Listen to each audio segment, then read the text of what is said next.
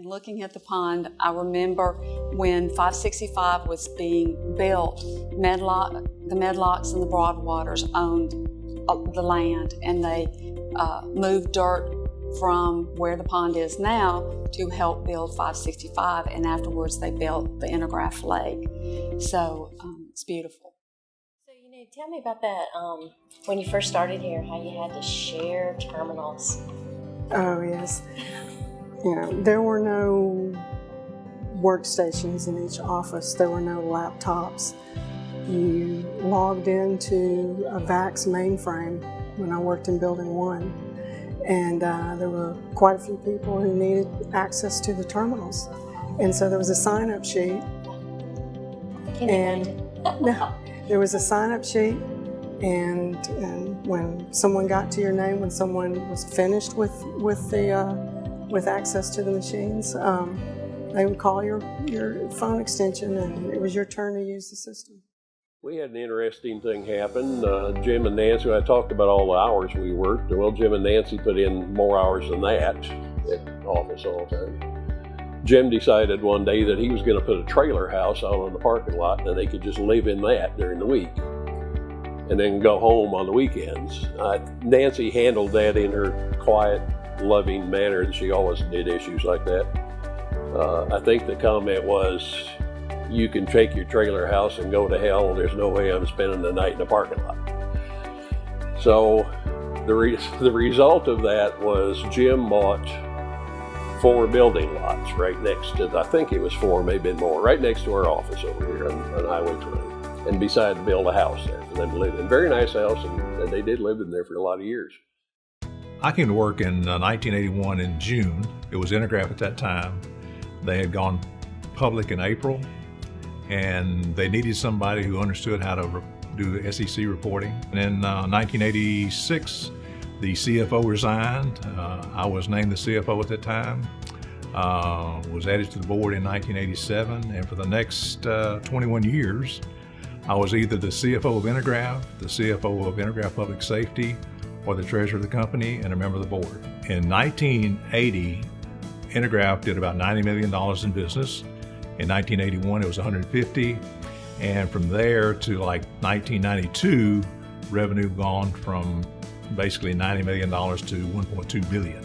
So we were having a fun growth, inventory, accounts receivable, people. We were having to hire people quickly. If you were looking for an 8-to-5 job, it didn't last long when you were here. Very challenging times.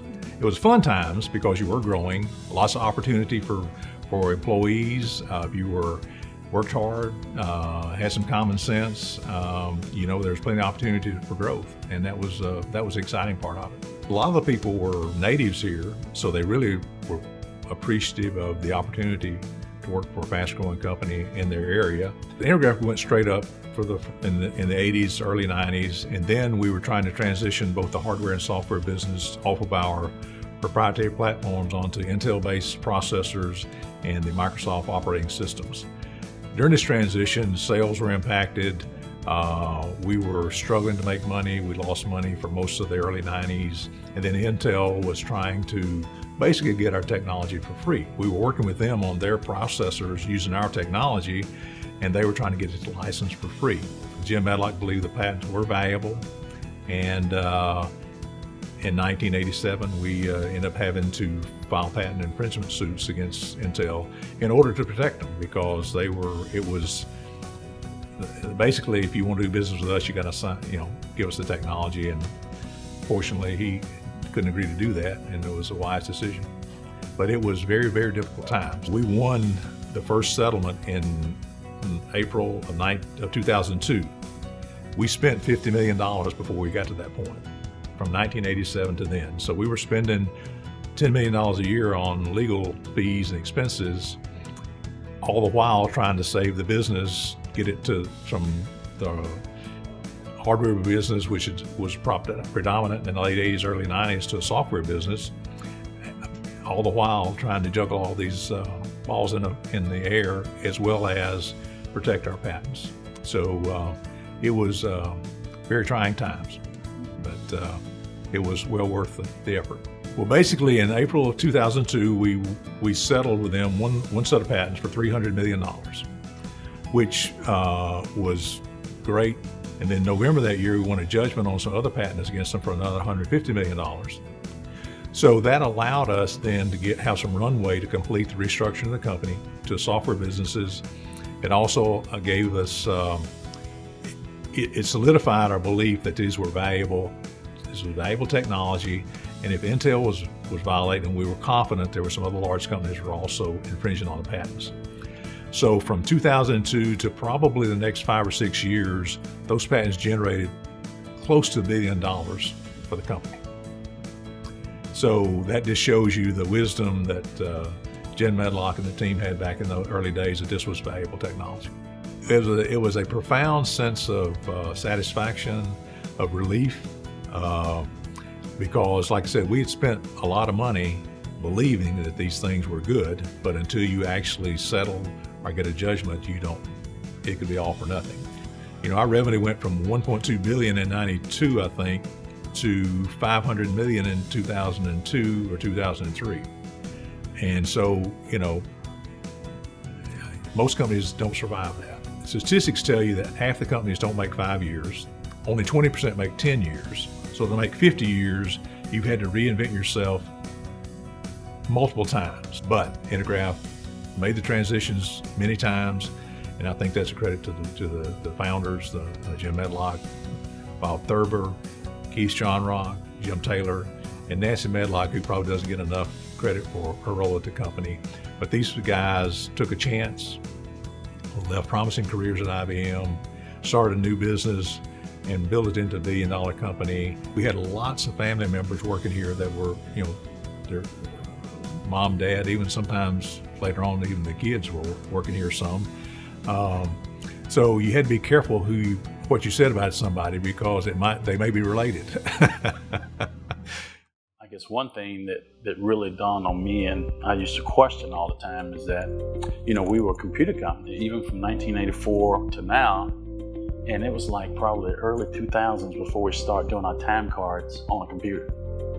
We had like all these things like punch cards almost, you know, like you take the quizzes where you mark the little dots. That's where we did our time cards until about 2000, 2002. Keith was one of the most intelligent men I've ever met in my life. If he didn't have a photographic memory, it was something close, because he never forgot anything, was never wrong about anything that he read, knew everything, great engineer. But when M&S stock went public, we became Intergraph, and then the stock split 5 for 1, and then 5 for 1, and then 5 for 1, and 5 for 1. Keith was one of the first people who decided to sell some of it and enjoy life a little. He didn't leave, he didn't quit, he just kind of backed down a little bit. So Jim was building that house, and Keith and I were sitting in Jim's office, and Keith said, "I see you got your house started." And Jim said, "Yeah, you know, there's more building lots up there.